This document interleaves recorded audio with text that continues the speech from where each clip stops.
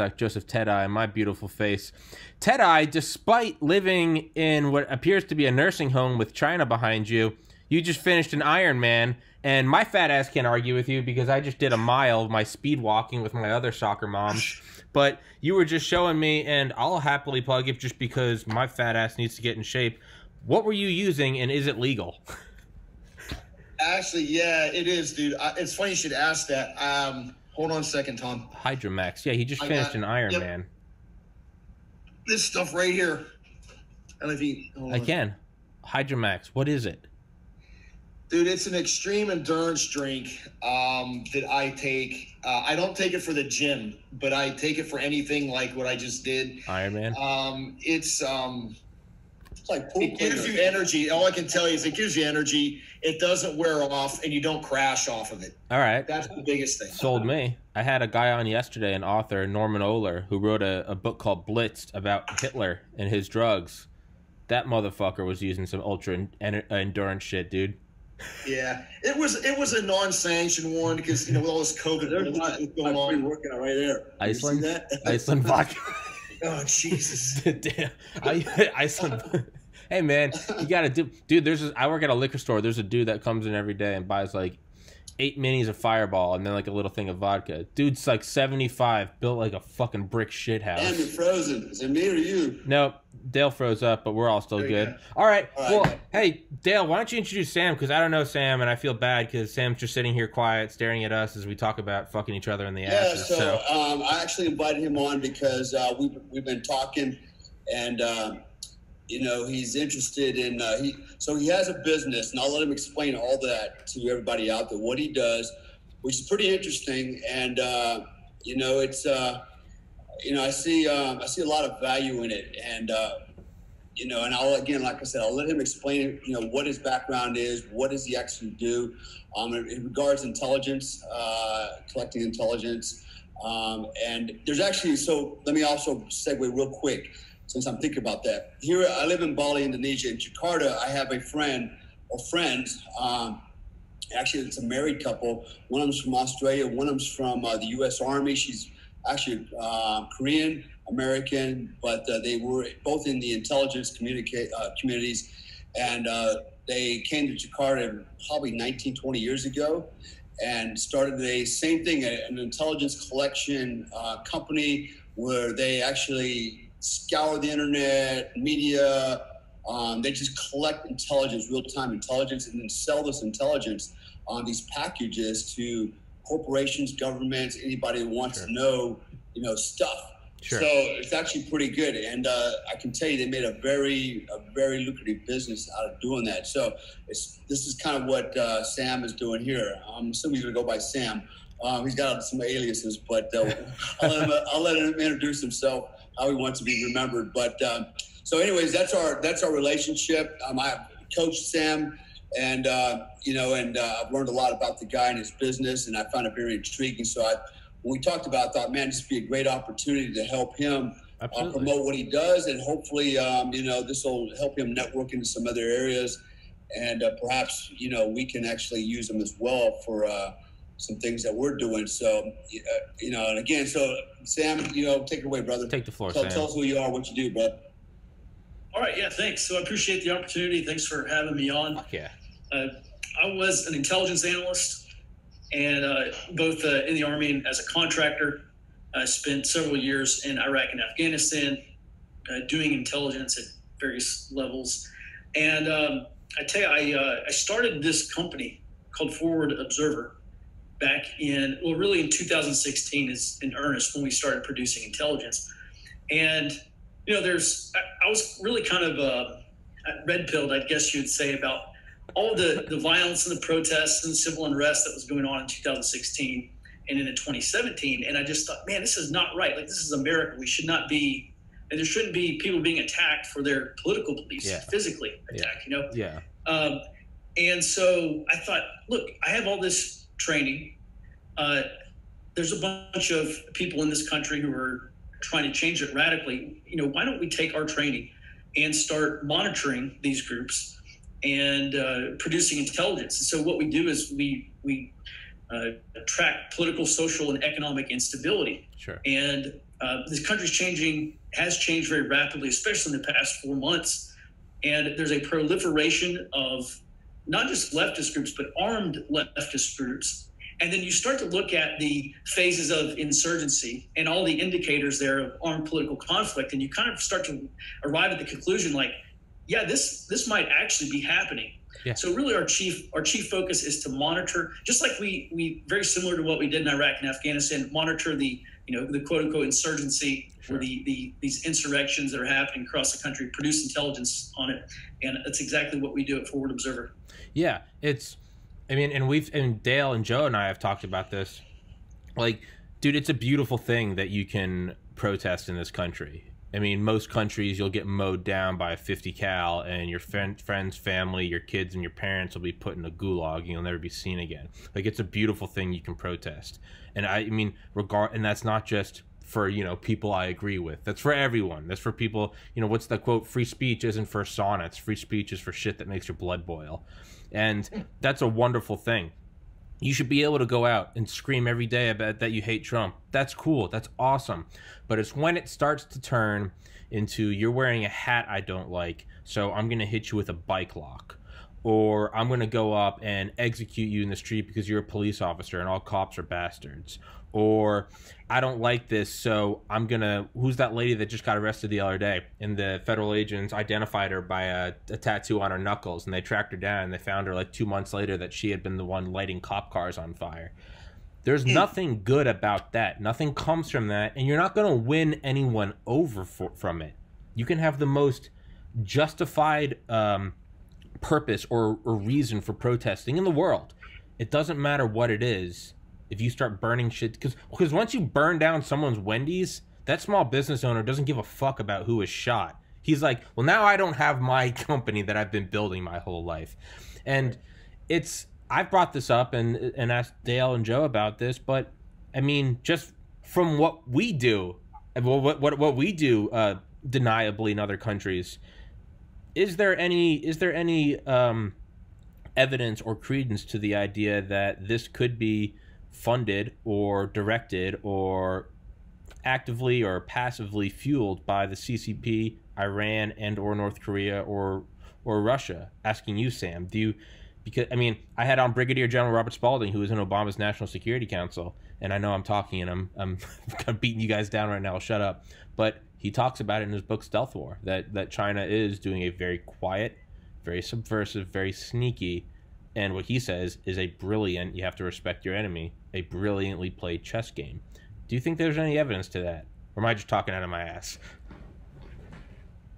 There likely is evidence of that. Unfortunately, we don't have multi-billion-dollar budgets to do, financial analysis and all that stuff. All we can track are the indicators of that. So, are these groups jumping in capabilities? Right, that would be maybe an indicator of money coming in. I can't I can't say definitively that is happening. In some instances, I think it's probable that it is. Most of these groups right now are being funded through GoFundMe accounts and kind of crowdsourcing fundraising. That's something that we know for a fact. In terms of international finance, it would not surprise me. Yeah. Is there, Dale, how do you counteract this? Because it is a fine line. You can't just counteract it because you don't like who's protesting. As whiny and as bitchy as a lot of these people are, and you want to just smack them, that's not a reason. They're allowed to protest. That's what this stands for, is you're allowed to do that. At what point do you have to... at what point do you crack down and go, what the hell is going... This isn't the Wild West. You can't just burn down cities, tear down shit, light cop cars on fire, execute people. At what point... There's the law, right? And Sure. And basically, if you want to protest anywhere, you got to go down and get a permit and say, hey, we're going to protest peacefully in this area on this day at this time, right? I guarantee you none of these protesters are doing that. They're not going down. Look, what is it now in Portland? 100 nights, 100 days so far. Yeah. They did not get a permit for 100 days a night to go protesting. Okay, and what is protesting, and what is it that they're doing, right? It's certainly not protesting anymore. These are riots. So one, there's a law, and nobody's enforcing the law. Why would they not enforce the law? Because, well, the politicians are not allowing the law enforcement to enforce the law, right? Two, be honest with you, law enforcement doesn't have the capacity to enforce that law. When you look at the numbers, sheer numbers, they're outnumbered. I mean, technically, they're outnumbered, outweaponed, outgunned. And so, the law enforcement's already on its heels. All they can do is try to do the best they can to kind of, basically impede the movement, but they're not going to stop it, man. They're getting mowed over. And so, this is really a failure of our politics, particularly the politicians, because they didn't have the foresight, or they did have the foresight, but they just didn't care. That's what I actually think, to stop this and nip this in the bud from the outset. Something like, okay, first of all, you get one night of protest. Okay, and it's got to be peaceful. You break that rule, you're going to jail, right? Everybody's going to jail, but they never did that, right? They just let these guys do what they want under the guise of everybody has a right to protest. But the right, you have a right, but you got to follow the rules, right? There's a way to do this, right? It's organized, and we have these measures in place so that what we do is civilized, and people don't get hurt, and everybody can be heard.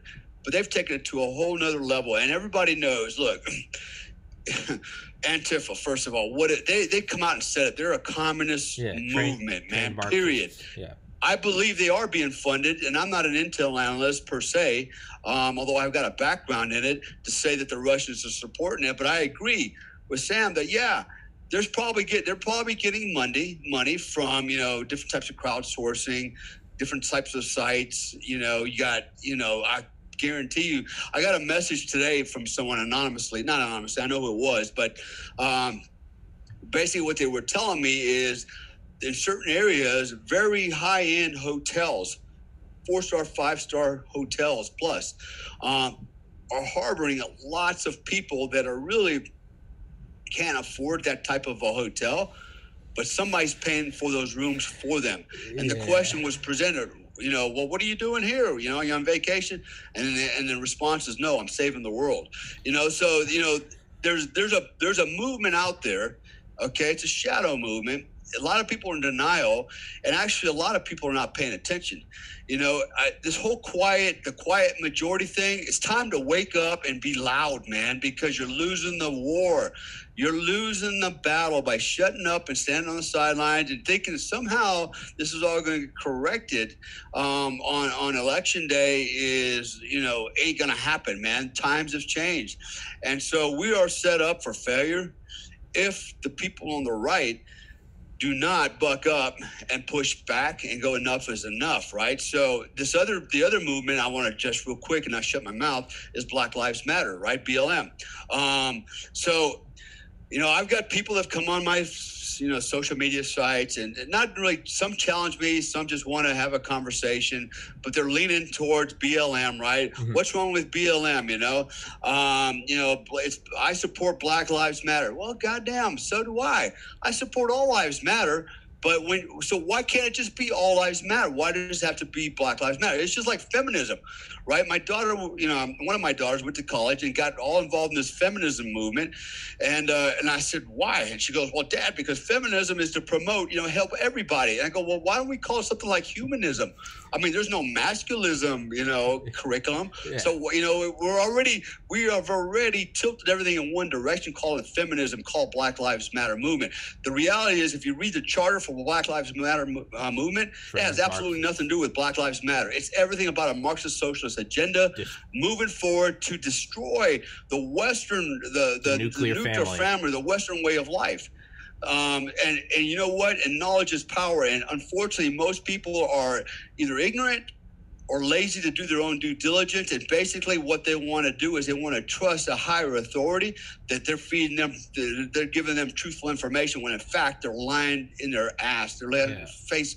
I mean, it's bullshit. And so this is why we're in trouble, because nobody wants to stop and take a look for themselves and go, wait a minute, and throw in the towel and go, that's bullshit.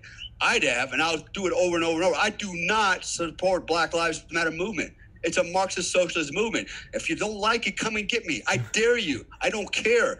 You're my enemy anyways, because you're a Marxist, not because you're black. My family's black. Yeah, Dale has black my family's kids. Asian. My family's Hispanic. It's nothing to do with color.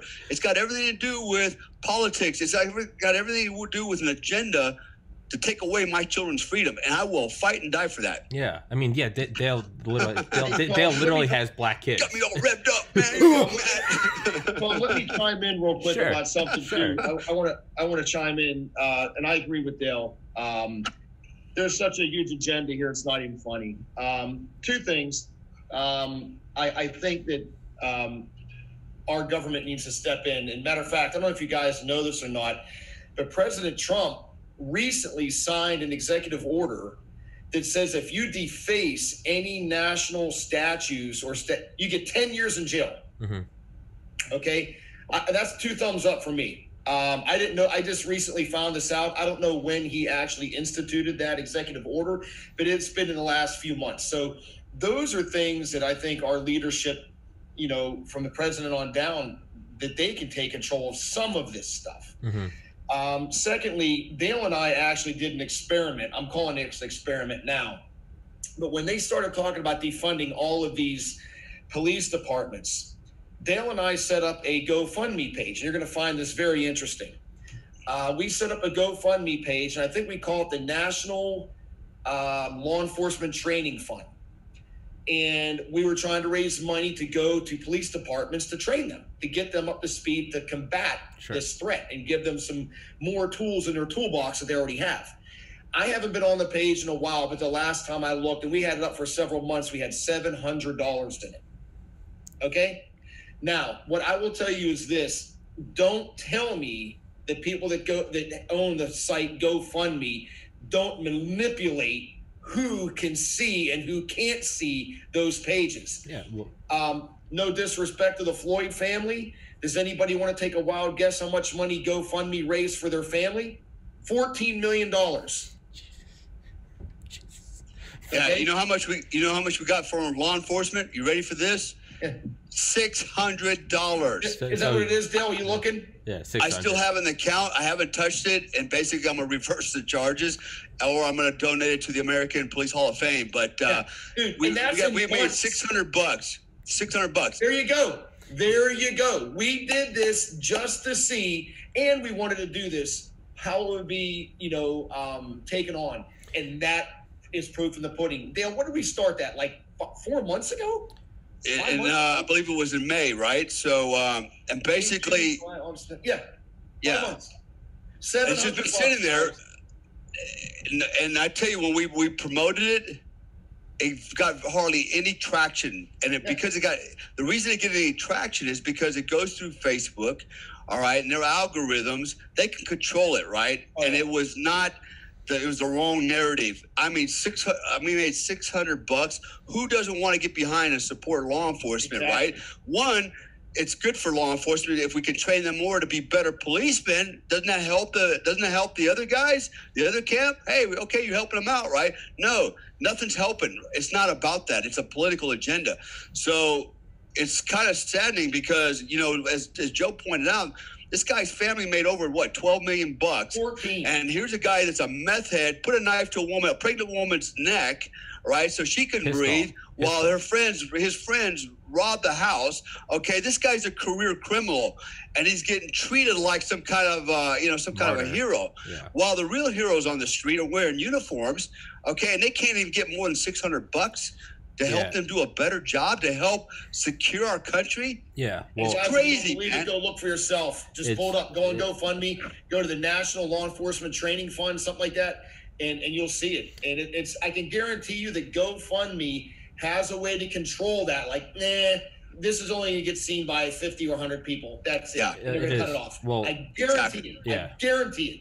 Well, one, Absolutely. I was gonna say, Floyd. I don't think it was a knife. He pistol whipped the pregnant woman. Not that that makes it better, but I think I don't think it was a knife to the neck. I think he pistol. Well, whatever he did, whatever. I'm her, not just kidnapped her. Just to not be fake news. Try to be, but it's true. I mean, there's absolutely an effect, and Sam, you could probably comment on this on algorithms. I mean, that is a form of warfare if you can curate what people see. I mean, it's very simple. If you go to YouTube or Instagram, just on, and not even a conspiratorial thing, if you just, I mean, what Instagram, you know, what hashtags are you looking at? Are you looking at Cold War history? Are you looking at chicks with huge butts? Whatever it is, that program is going to start recommending those things more to you. In Dawn of the Cold War. That's why I keep getting midget porn. Yeah. Jesus. happens to the happens to the. Yeah, yeah, I know. I was wondering why. Why I kept getting. Damn it! I thought it was just a coincidence. But yeah, that's right. Yeah. God damn it, Dale. But in Dawn of the Cold War by Garrett Graff, I mean, he talks about this, the manipulation of algorithms. Same in Stealth War, as well as 100-Year Marathon by former Deputy Secretary of Defense Michael Pillsbury. But they talk about, I mean, you're seeing it right now with Joe Rogan moving over to Spotify. I mean, there just so happens to be a handful of episodes that the files were corrupted. Which, by the way, me, with 600 subscribers, I have 5 external hard drives with the files saved and shockproof, dustproof, so none of this shit gets corrupted. You're telling me that Joe Rogan doesn't have this shit unlocked? That's bullshit. Spotify, corrupted files, and they just so happen to be all right-wing leaning guys with a little bit of horse shit. Yeah. But you're already seeing it with trigger warnings. This is potentially false information.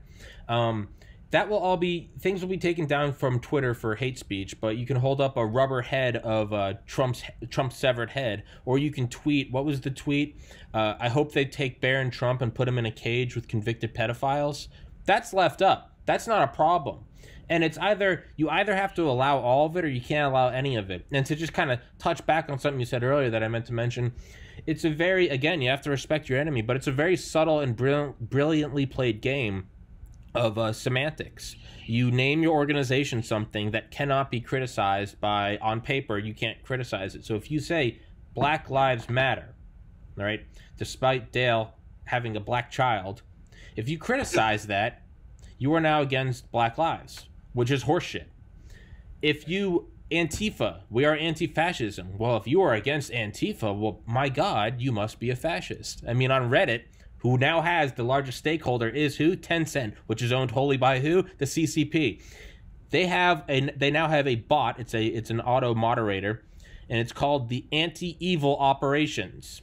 And so if there's fake news, which just so happens to be everything that's pro-right or anti-left, it will come in and be knocked out by who? The Anti-Evil Operations algorithm. Well, I mean, if you're not for the Anti-Evil Operations, well, then by God, you must be evil. So it kind of comes down to a lot of horse shit, right? You can't be for it.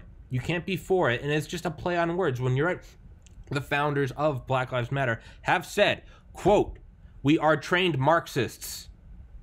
On their website, it says, to dismantle and destroy the nuclear family. That has nothing to do with Black Lives Matter. That has nothing to do with anything. That is a communist subversion movement. But again, with algorithms, yeah, I know I'm ranting again. Hey, Tom, let me ask Sam a quick question. You made me think of something. Sam, this data that you guys are collecting, I'm assuming it's all open source, sir? Or it is? Yeah, it's about 90% open source right now. So let me ask you this. I mean, I don't have an Intel background like you do. I mean, I'm kind of like on Dale's level, maybe a little bit lower, actually. But how are you scrubbing your information? I mean, just like Tom was saying, there's so much stuff out there. How are you scrubbing your stuff for bullshit factor 1 or bullshit factor 10? I'm curious, man. Yeah. Well, that is a growing problem because there's just so much information out there. There's so many groups. Right. The things that we take off of social media or these private social media chat groups that we get access to. There definitely is a lot of propaganda out there. And one of the easiest things we can ask is, number one, what's our analytic line? Like what do we currently believe to be true based off evidence? And then so we have this new piece of the puzzle, which may be good, bad, or ugly. Is it consistent with previous reporting? Is it consistent with what we believe to be true right now? And if the answer is no, then now we say, okay, why is this source, or why is this subject on social media saying this, which is not true? And I guess that's the fastest way is, does this line up with our current body of intelligence reporting? Gotcha. So let me ask you something while we're at it real quick, Sam. So do you guys, you and your crew, subscribe to different types of, left-leaning, I don't know what you want to call them, websites, chat rooms, groups, and kind of listen in to see what they're talking about? Do you actually dive that deep in there to get that intelligence? We do. Okay. Yeah, so I subscribe to a number of socialist magazines, and actually it's been funny because I've been getting all of these at my UPS box, getting a lot of political mailers. And one of the most interesting things that I've started to get is this organization called the Blue Texas Fund. And they're very, very specific about what state legislature seats in Texas that they're targeting to flip the state legislature blue. And so, that's something that's it's a political action committee that's doing that. But I guess it's just an interesting byproduct of subscribing to these socialist magazines. But yeah, we're in, a bunch of anarchist and syndicalist and revolutionary communist chat groups like on Telegram and some of the other platforms they use. Yes. Sure. So let me ask you this. What is your estimate, I guess, your intel estimate on what's trending, and what do you think is going to be what do you think we can expect down the road? For example, with my basic understanding of intelligence and looking at the tea leaves and the big picture, I believe I've been saying this for a long time now. This is not something I just said in the last couple of months. I've been saying this for about the last year, that we're on the verge of a civil war after this election, civil election. And, people ask me, well, what does that mean? I'm telling you, probably 1 to 5% of the population is going to go kinetic, man. We're going to go out there and freaking start shooting people in the face. I think also this election is basically, if you're paying attention, I think what's going to happen is they're going to call foul on the election and demand a recount. They're going to drag it out beyond 60 days. They're going to put Pelosi as she's going to automatically become the president at that time, sitting president, interim president, if you will. And I think that's the big play. But I'm curious about, what do you think is going to happen based on your opinion? Well, I think there's a very small chance that the election goes off without a hitch. Yeah. One thing in 2016, there were nearly 1 million mail-in ballots that were rejected. They didn't get counted. And so, now let's say that mail-in ballots and absentee ballots double. Well, if we have the same percentage of rejected ballots, now we're talking about 2 million ballots. 2 million ballots is enough to tip a number of states. Yeah. And so I think, there's a very good chance that this ends up in the Supreme Court, which is very interesting about this whole Ginsburg replacement here. I was about to say. I tell you, one interesting thing, I think the thing that concerns me the most, actually this is going to go in my report again today, but the thing that concerns me the most is that leftist groups started talking about shutting down the ports and shutting down transportation. They said, look, you want to really make your presence known, right? We have all these unions. Let's build militant union, or let's bring back union militancy like we had, back in the 20s or 30s or whatever. And let's shut down the ports. Let's shut down transportation. And you can really bring this country to its knees because there's no imports, no exports. All these union workers, there's a general strike, they go off the job. And that's exactly what they're trying to do between November and January, if President Trump wins re-election. So let's say it goes through the courts and he wins. That my greatest concern is essentially an economic shutdown, not from COVID, but from people who are very displeased about Trump winning re-election. And they say, hey, let's just sabotage this entire place. And so kind of, the downstream effects is, I would highly encourage everyone to be prepared and to become as self-sufficient as possible in case they actually succeed in doing this. Yeah, that's good intel. You know, I never thought of that, man, but that's actually a really good point. Yeah.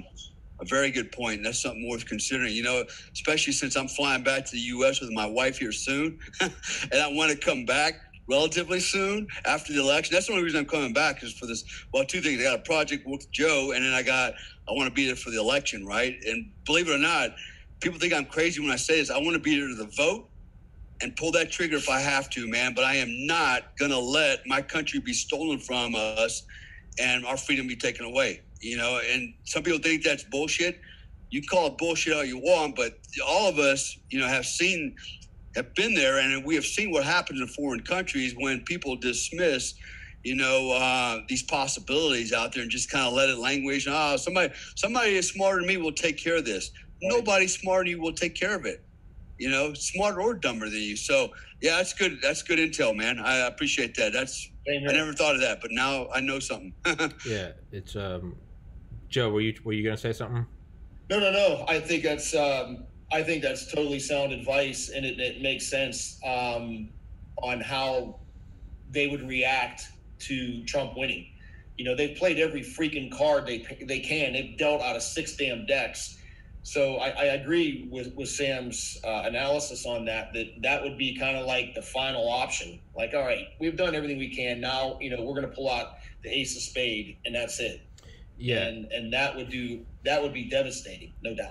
It seems like. Hey, so Sam, let me ask you another question. I'm assuming that you're looking at, you know, when we look at when we do an intel analysis, right, especially for, you know, battlefield intelligence analysis, we're looking at, you know, the left. We're looking at one side and the other side. We're looking at opposing forces. We're looking at all kinds of things. We're looking at numbers, capabilities, et cetera, et cetera, et cetera. In your estimation, what do you think?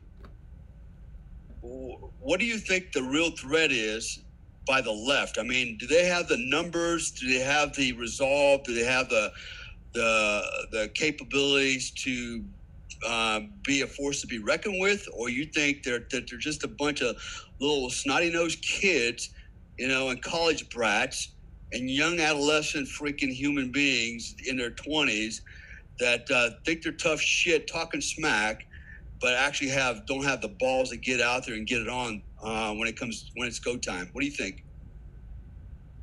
I think for a large group of them, you know, Reza Aslan is a guy. He used to work for CNN. Oh, and several times now he said, "Hey, if Republicans, if the GOP Senate replaces Ginsburg before the election, we're going to burn it all down." And he said that twice now. Burn it all down. Okay. The only thing he's burning down is a scented candle. And I think a large majority of those people are just like Reza Aslan. They're going to have other people do it for them. Yeah. But there is a subset of a lot of these leftist groups. They're armed. They're consuming communist propaganda. They're sharing insurgent type materials and trying to educate themselves on how to wage insurgency. You know, the chief task of an insurgent is to be disruptive, is to disrupt the system. And I think I don't think we're looking at like an organized kind of civil war here. We're looking at probably forms of terrorism and sabotage. I think that's more likely than, you know, them kidding up and say, okay, you know, we're Alpha Company now, and we're going to go take over in this building and, you know, do whatever. So I think assassination, terrorism, you know, I mean, look, we look back in I think it was the first 18 months of 1971 and 1972. There are over 2,500 bombings, domestic bombings in the United States. Weather Underground. By these leftist groups. And there's a great book by Brian Burrow. It's called Days of Rage. He writes all about these socialist, revolutionary, and communist revolutionary groups. And so once that type of activity becomes normalized, once it becomes, you know, like, I don't have a job, I don't have a future, and the only way out of this is socialism, and political violence is becoming normalized, like, hey, it's cool, let's go do it, just like these protests, then I think, it's virtual certainty, we'll see a lot more of it. The question is, are we going to get to that point? And there's a very good chance that we do. Yeah. For me, I look at it as, and maybe, I think a lot of it is, I think it's a lot of, it's like a pack of dogs, and they're all barking, and they're coming close to you, and they're scaring the shit out of you, and then you just smack the fuck out of one of them, and they all lower the tail. Dale, you know, you train dogs, but I mean, it's a bunch of people screaming, you fire a shot into the air, and all of a sudden you see me and my brothers growing up, you know, giving attitude to my mom, and then my dad comes home from work, and it's all, you know, tail between the legs, yes sir, no sir, you know, that's all it takes. I think social media is new, and obviously new in the history of Homo sapiens, and right now we have an ability for everyone to scream and come across as angry. I think the first time you see any real thing pop off, you're very quickly going to see a lot of people, if you will, go home. Maybe I'm being optimistic. That's what I think it is. I think you're going to find an element in the larger group, the more extremists. They're going to be the hardcore guys that sure.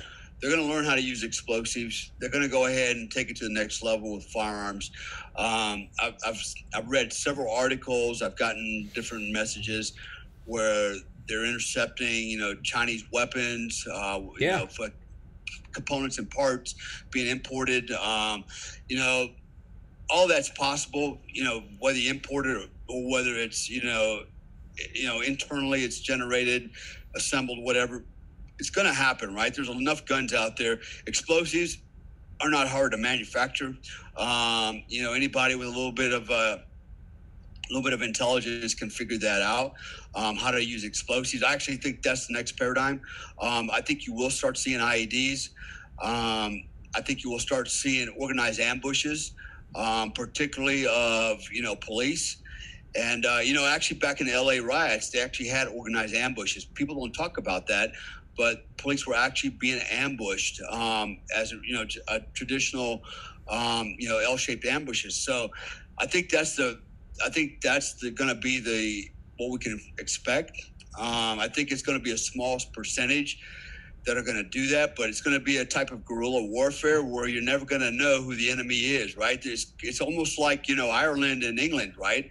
The IRA, you know, who's the bad guy, man? You know, he looks like a normal dude every day, but at night he throws on a bollock of lava and he's out blowing shit up. I think that's where we're going. That's where we're heading. So I don't think it's going to be, you know, force on force, you know, right side versus left side, you know, line it up and get it on. It's going to be a form of guerrilla warfare, much like, you know, the IRA and England went through. And I think that's what we're in for. What does that mean for our society? You know, I think most people, 98% will go on with their normal lives or go to work every day. You know, they won't pay attention to anything going on around them. They'll read on the news about an explosion tonight. A bunch of people were killed on an ambush here. But it's not going to hit home because everybody in America, they've been so inculcated and enculturated into a life of, you know, security, right? It's like, if I get to go to work and come home and, you know, kick my feet up and watch TV and drink a beer and do it again tomorrow. They don't know what a real threat is, you know, and Sam can appreciate it. Joe can appreciate this. We know what it's like. For example, I think back in Baghdad, man, you know, you look at this major city and you drive through it at night and there's no lights on. It's pitch black. You know, people are burning candlelights and you know, very little lighting. Everybody's got one AK-47 because they're allowed to own one weapon for self-defense, which is ironic, right? Here, you know, in the U.S., they don't want us to have any weapons, but over there, at least everybody had one gun. And it's just a very eerie experience, you know, every night rolling out, you know, and the lights are out and it's just like, it's just some medieval shit. And it's like, man, you know, and then when you go into a home and you go after a target, you know, and you see there's actually people and women and children living in there in this environment, it's like, fuck, man, you know, this is like hell on earth, man. You know, this is not freedom. This is not happiness compared to what we have in America. You know, you got lights, you got refrigerators, you got air conditioning, you got a car, you got gas. Nobody mucks with you for the most part, you know. And the other thing I was going to mention was, here's what I think is really cool. when you see these guys, okay, here's my prediction. November is going to happen. Trump's going to win. The left's going to lose their mind. And guess what? They're going to burn down all their liberal cities because they don't have the balls to come to conservative cities and get it on. We will mow them down. I'm ready. You know, all my friends are ready. Like, we're hoping it's like deer hunting season, right? But it's like that's the mindset of the left. They'll burn their own shit down and go, you know, that'll teach you lessons like, yeah, while you're living on the street, you know. But anyways, I'm just kind of rambling a little bit. But yeah, this is very frustrating. But actually, some good points, Sam. I think particularly of what you just said a minute ago about them shutting down. That's the biggest threat we have, man. If they cut down, they shut off internet. You know, we start losing power. We start losing, you know, food supply shortages. We start losing that part. We got drama, man. You know, they start ambushing, you know, our vehicles, our trucks on the road, you know, and they can't get down the highway to deliver goods. That's when we're going to start having drama, man. And that's when people are going to lose their mind. And that's when people are going to really start turning on each other. And you can see, you know, massive civil unrest. And that's kind of what happened, I think, in Baghdad. That's kind of what we saw happen in Afghanistan and some of these other countries, you know, where once the infrastructure was interdicted and you were no longer able to, you know, the MSRs were cut off, you know, main supply routes, and you were no longer able to transport goods. Security, there was no cops to be called on to help you out. That's when things got a little chaotic, and suddenly that's why in Iraq, everybody was allowed to have one gun because cops ain't coming. You're on your own, you know? So anyways. Tom, this is what, for people watching this, and that's why we're making doing this podcast. You know, for those of you that are watching this, what are you going to do? Are you going to sit back, like, you know, Dale was saying, and just put your head in the hole and kind of forget this whole thing is happening? Or are you going to be proactive? And if you're going to be proactive, what does that mean? And I think that'd be, Tom, I don't want to run your podcast, but I think that'd be a really good segue on ending this is, if this happens, and look, nobody wants this to happen. I don't want it to happen. Christ, I'm trying to build businesses. Dale, I don't need people fucking up my businesses right now, right? I get angry even thinking about that. It's hard enough to make money in the first place, let alone to have all this other shit going on. It's so counterintuitive. It's not funny. But if this does happen, what should people be doing? And there's big opinions about that. I mean, definitely have a way to protect yourself, and definitely have food on hand and water on hand.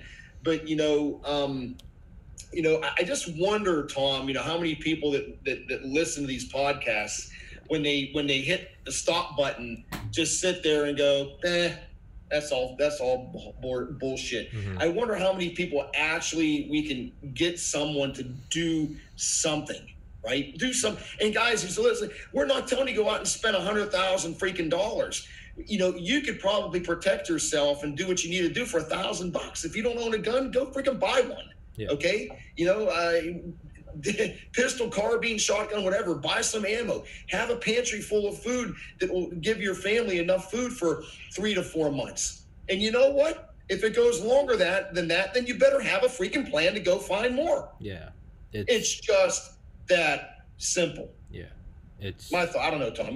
No, it's very simple. It's very simple when it only exists on a screen or as audio in your ears. This is all happening.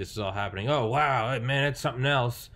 And you close it, and it's all right. Well, I gotta go to work. I gotta get my shirt out of the dryer because it's not real. There's not gunfire in the streets. It's not at your front door.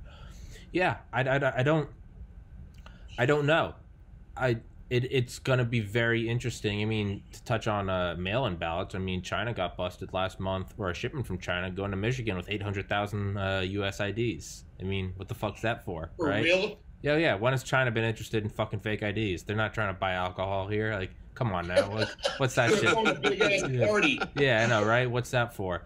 It's wow. It's and more than that, I think they want to provoke a response, because right now they twist anything Trump does into, and like, hey, Trump's not perfect, far from it, but they twist anything he does. 2 scoops of ice cream, feeding koi fish. I mean, anything he does, they make it look like he's Hitler, right? Right. If they can actually get a response from him, I mean, I'm sure they're jerking off to the potential titles. Tiananmen Square in America, Kent State Part 2. They want a crackdown, and they're pushing it. And there are so many people that are just trying to stay level-headed. Because, look, if you... Yeah, I'm sorry. I didn't mean to cut you off. I was just going to ask Sam, what does he think about this whole situation with the Chinese? What does he think they're... what's he think? I mean, I have my opinion. Sam, what about these islands that they've been building for the past South China Sea? year or two? What about these islands? Give us the answer, Sam. It's all on you. Yeah. Well, I think our window of opportunities pretty much closed on the South China Sea. I think, we had under the former president, who shall not be named, we probably had an opportunity to put the screws to him. We didn't do it. Right. And probably in the next 5 or 10 years, I think China's going to end up having more fast attack submarines than we have boats in the entire U.S. Navy. And they are going to challenge us in the Pacific. Their military is untested. And I don't think they quite have the command and control to win a stand-up fight. But just like anything else, there's asymmetric warfare. How can we really put the screws to the United States so that we don't have to fight a war with them? Fine. And so I'm fairly uneasy about conflict with China, because it's not going to be just in the Pacific. Yeah, right. It's going to be. But we know Xi Jinping. He dislikes Trump. He's in a very precarious situation at home because there are very important members of the Chinese Communist Party who are beginning to doubt his leadership and beginning to doubt, hey, is this really the guy we want at the helm of the country? And so they obviously want Trump gone. They can't read Trump. They can't, persuade him. He's madman theory, unpredictable, right? Strategically and tactically unpredictable. They really dislike that because they plan in long increments, 100-year war. Years. Yeah, they don't plan a year out. They plan 5, 15, 20 years out. 100. Yeah, exactly. So they can't deal with that instability. They absolutely want him gone. And Beijing Biden, right? So they know Biden's going to be much more amenable to cooperation. But the unfortunate thing is we're talking about probably the next 100 years of geopolitics maybe resting on this election. Is China going to survive their current their fiscal situation is terrible. They have tons of debt. They got empty cities. They've got a populace they can't feed. They have all sorts of problems. I remember just briefly one of my old chiefs who's now retired CW4. He may have made CW5. He said, yeah, in another 20 years, China is probably going to break up. And I thought at the time, I was like, man, there's no way that's going to happen. But if you actually look at what's going on inside China, they do a very good job at suppressing all of their domestic unrest. Yeah, you don't hear about it. That may actually be a possibility if Trump stays in office, and we don't have to worry about the Chinese century. And maybe we can extend the American, Pax Americana. Yeah. I'm not too optimistic on that, but maybe there's a chance. Those are my thoughts. Yeah. Let me kind of chime in. So being on this side of the world now, right?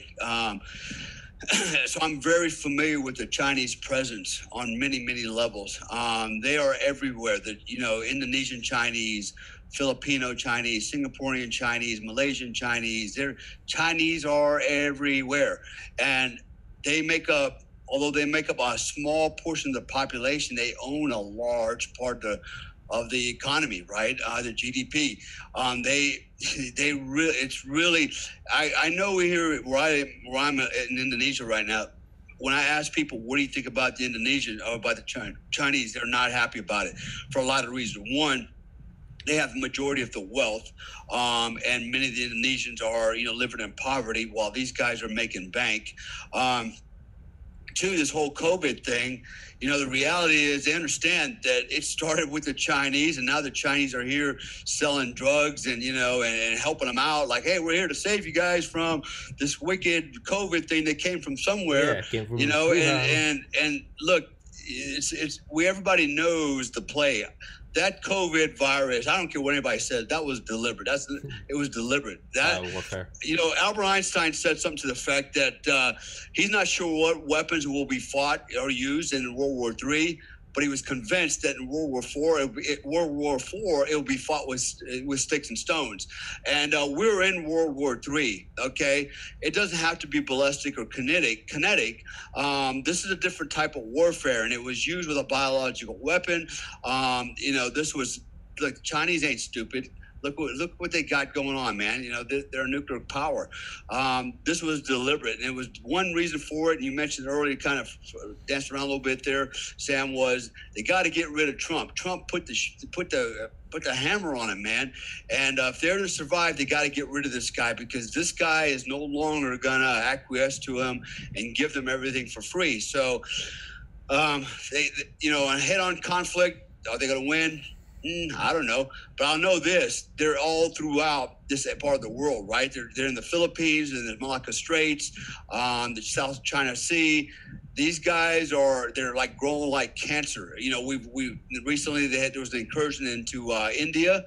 I've got personal intel. I won't go into the details, but I've got phone calls going, hey, we need help. We need help ramping up. We need equipment and trainings and things like that. Everybody's getting their war footing. Everybody, everywhere is getting their war footing, because they're expecting that after November 4th, just imagine this, our country goes to shit, right? Freaking who's in charge, because everything is up in the air right now, right? I don't think we're in any position to go fight a war anywhere else outside our borders. What a great opportunity, man, for the Chinese to just take over whatever they want. The Russians invade what they want. In fact, the only reason everybody from here to Japan to Australia and China is not speaking Japanese is because the Americans at the Battle of Midway. Yeah. Had we not won that battle, which was close, you know, the Japanese would know all this. And here we go again. We're right there on the cusp of this becoming the new China. We're going to have a Western bloc and an Eastern bloc. As you said earlier, you know, Sam, this could go on for the next 100 years. It could be a next Cold War between the East and the West if this doesn't get right. And so the Chinese, it's well played. They knew what they were doing. They came in and they used, you know, man, right out of the book, you know, PSYOPs. They're doing an IO campaign in our own country right under our noses. And guess what? Most Americans, they don't know this shit. Nope. They're ignorant. You know, 95% of them just believe everything they hear, and so they go right along with the program. BLM, yeah, of course Black Lives Matter. Having no idea this is a Marxist socialist movement, right? And this is how the game is played.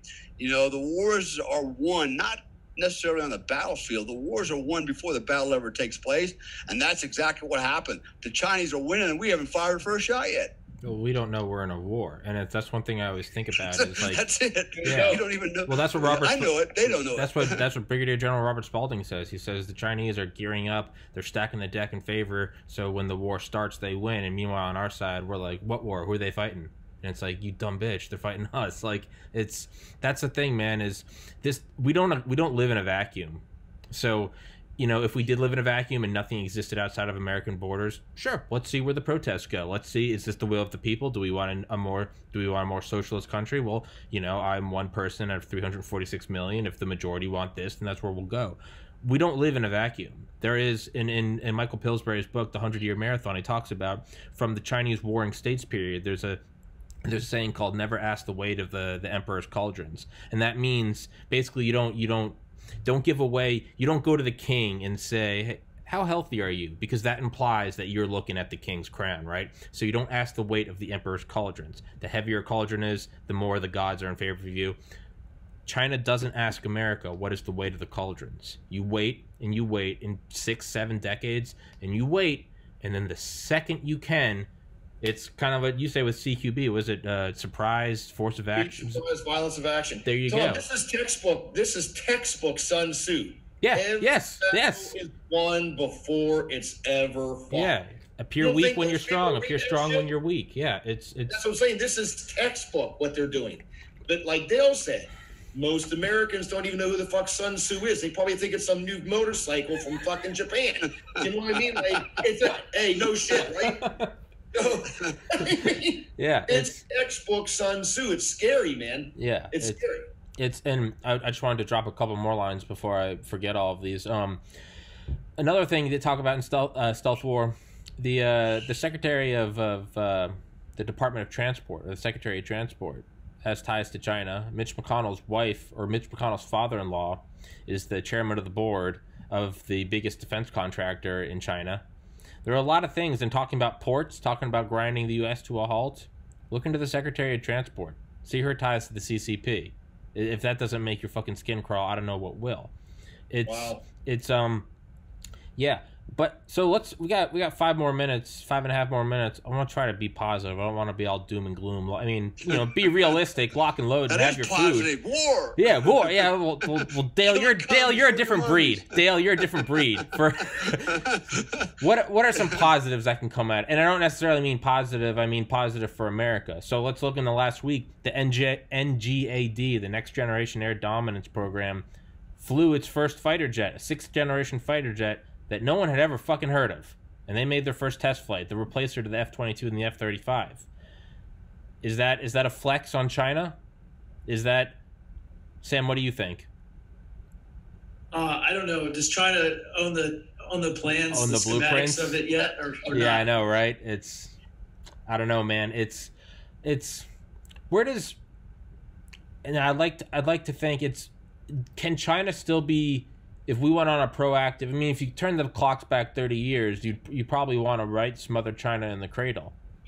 Is there something we can still do? Do you think there's any, and I'm really reaching here, tying it into the Space Force, is there something we're going to do with kinetic weapons, orbital weapons, directed energy weapons? Is there something, do we have a shit hits the fan plan at a special access program level? If shit hits the fan, I mean, can we win, or is it all a house of cards right now? Not that you know the exact answer, but China's going to have a real problem maintaining oil supplies because China, they may not have a drop of oil. I think they actually do have oil, but it's all imported. So if we can maintain blockades or find out where these straits that they're transiting these oil shipments from, drop a couple tankers and block that canalized train, maybe something like that. If we can block the oil, they're going to have major problems eventually, as in a protracted conflict. So that's one of the first things I would start looking at if we were to go to war is, how can you attack? It's the indirect method of warfare, right? Yeah. How can we slow down their machine? Yeah. The problem with space is, they shot down a satellite not too long ago, 2007, and they've developed their own GPS system, so they're no longer relying on U.S. GPS satellites. We are, and so I guess, I'm sure NRO or somebody's taking care of this, but how do we protect our own satellites? Because if we don't have if we don't have C4ISR on the other side of the world enabled by satellites, there's not a whole lot we can do. In terms of, maneuver and all that stuff. Can we, I don't know. There's just so many ways we could go with that, but find out what China's vulnerabilities are and just attack it straight on. Yeah. It does seem to be a completely unconventional. Is fentanyl coming across the borders? Is that warfare? Is COVID warfare? Social media, it's not how many tanks do you have? It's not, can we do our own blitzkrieg? That's not the case anymore. It's using all, and this is what I always think is, so now that we've kind of established that it's not just who has the most nukes, it's who can move the chess pieces in this infinitesimally complex multi-dimensional chessboard. Well, then it comes down to intelligence, and not in the surveillance sense, but the actual intellect. So it seems that whoever has the most intelligent brain, or AI, can run the world. You can have less sophisticated weapons, but use those chess pieces. Like the example I use is, you can give me 100 NFL players and let me be the coach. I will still lose every down. You can give Bill Belichick 2 players and he'll probably still win the game because that guy's just a genius. So is the key, do we need a Manhattan Project to create a hyper-intelligent AI? You put it in some NORAD cave, some Faraday-proof air-gapped computer. Do you create an AI and just give it the keys to the kingdom? Or is that just the plot of Terminator, and is that how we all die? Tom, let me just tell you, again, I'm not going to disclose anything that's going to get Dale and I pinched, but rest assured, where Dale and I used to work, if you think we're having these conversations, you better believe these conversations were happening a long time ago with a lot smarter people than the four of us. Yeah. And they have the budget. They have the DS&T, the Department of Science Technology, and they've got all the pieces they need and all of the assets to do what needs to be done. You can and Dale, you can chime in, you can almost guarantee they've war gamed this every which way to Sunday. And I'm sure they've got COAs in line right now that if A happens, we're doing B. If B happens, we're doing... It's already shelved. Yeah. It's already shelved. Yeah, Dale, what do you think? Trees and doctrines, What do you think, Dale? Can Dale not hear us? I'm here.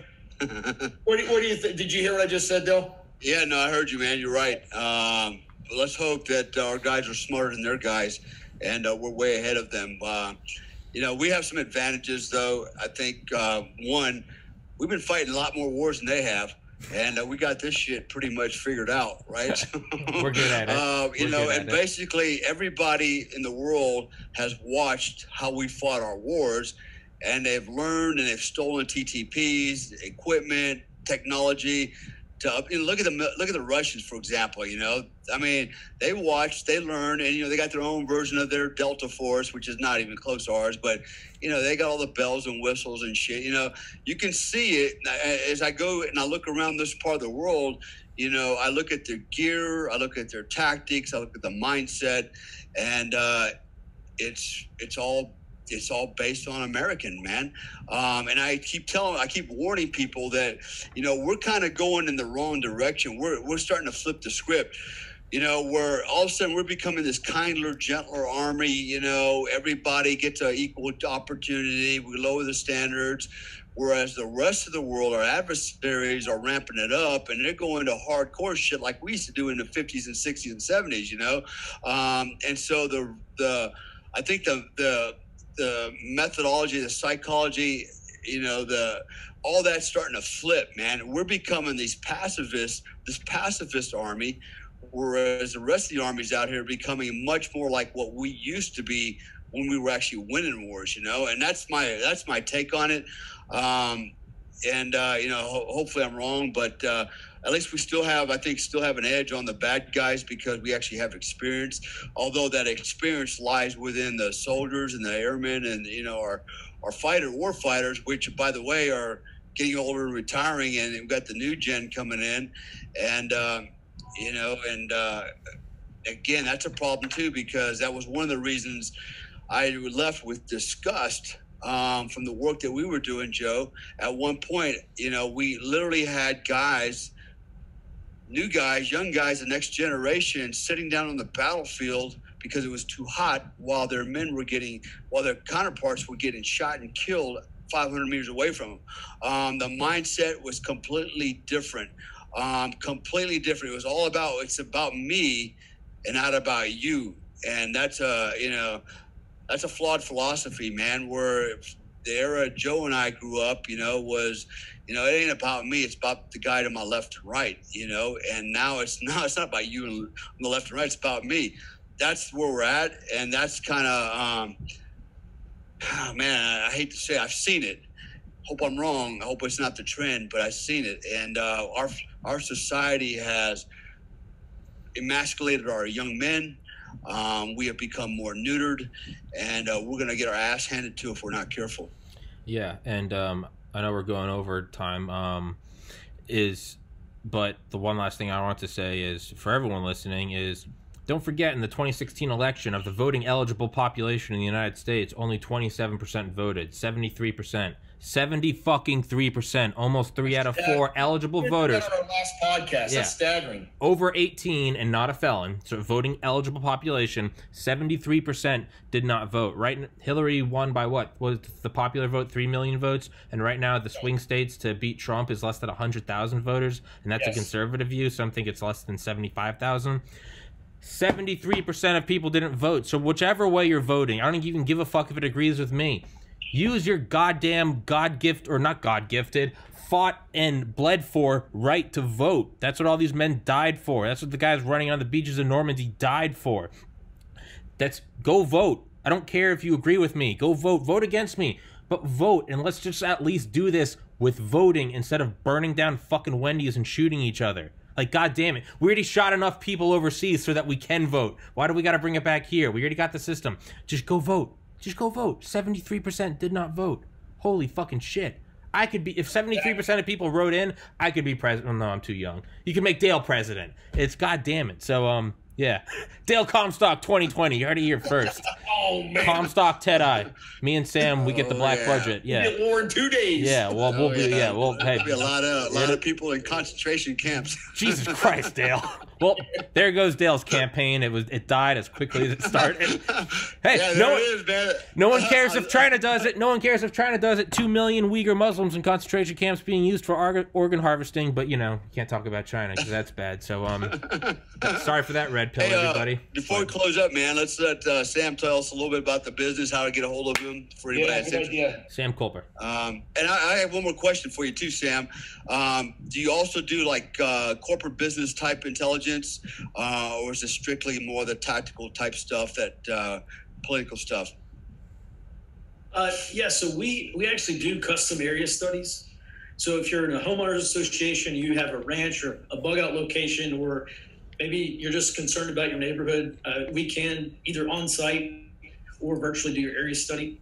And my website is forwardobserver.com. We produce a daily intelligence report, kind of an intelligence summary of what's going on, what we see. We look at trends and patterns, and try to do our best to be as predictive or as actionable as we can with our intelligence. forwardobserver.com/subscribe if you want to support us, and we certainly would appreciate it, especially because man, November to January, it's just going to be an absolute circus.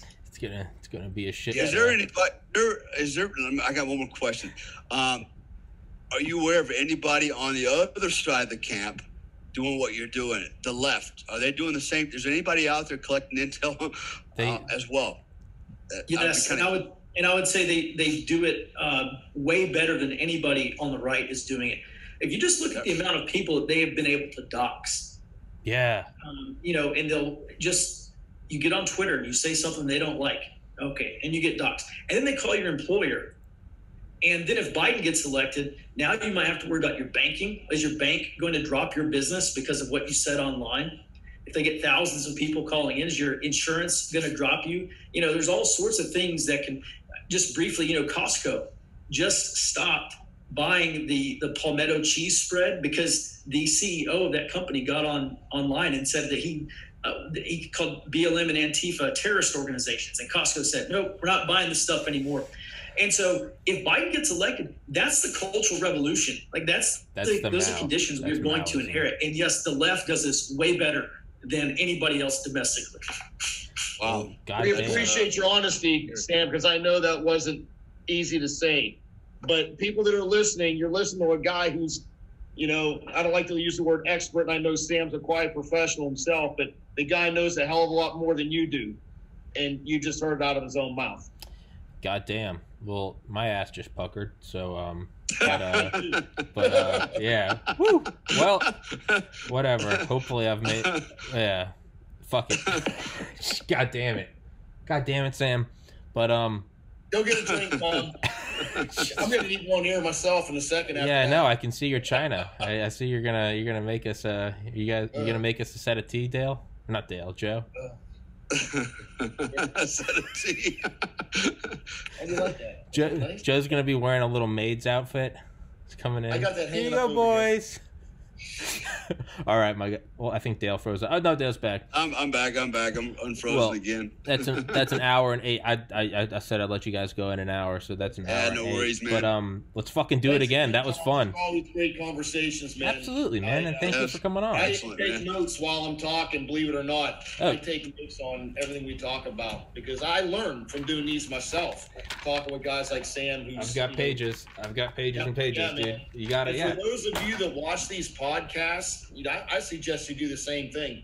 Yeah. It's a lot of information that's put out there. Yeah. I take notes. Very last plug. I wanted to say for everyone rioting, it's going to be fucking hilarious to see if this. Sam, you might know about it. Eyes in the Sky: The Secret Rise of the Gorgon Stare by Arthur Holland Michael. Came out several years ago, but it's about the use of predator drones and nonstop video recording of U.S. cities, which we trialed in I believe Baghdad. if you're out riding, I mean, they tested it in Baltimore, and that was 5 years ago. I'd imagine it's everywhere right now. You've been doxxed by the government. They just haven't said anything. I mean, I don't mean like that. And I mean, like, seeing where you were, what you were wearing, and you went home, and not just one person of interest, thousands at a time per plane. Just, you know, FYIs. And so next time you want to put on your Antifa Halloween costume and go burn some stuff because you're LARPing as a revolutionary, just, you're being watched. You're being real quick. So Joe and I actually, I'm not going to say the source or who we're going after, but we actually contacted somebody. We needed some intel on a certain person. They literally zoomed in on the guy's wife's license plate on her car parked in front of a motel where she's banging another dude. Dude, no lie. And they did that within a couple of hours. Like, holy shit. Yeah, it's that good now. That's Dale and I. Yeah, that's not access to stuff, just knowing the right people. That's not even the big dick energy of the NRO. They're probably fucking. Imagine what other people can get. They can probably fucking look at your white blood cell count from orbit. So Jesus Christ. Sam Culper, Joseph Teti, Dale Comstock, and my dumbass here yelling about the problems in the world. Hopefully it all works out well. In 2020, it's just a weird fever dream of a memory. If not, lock and load. So, thank you, gentlemen. God bless America, and everybody stay safe. Thanks, brother. Thanks. Be well. Out here. Yeah. Peace.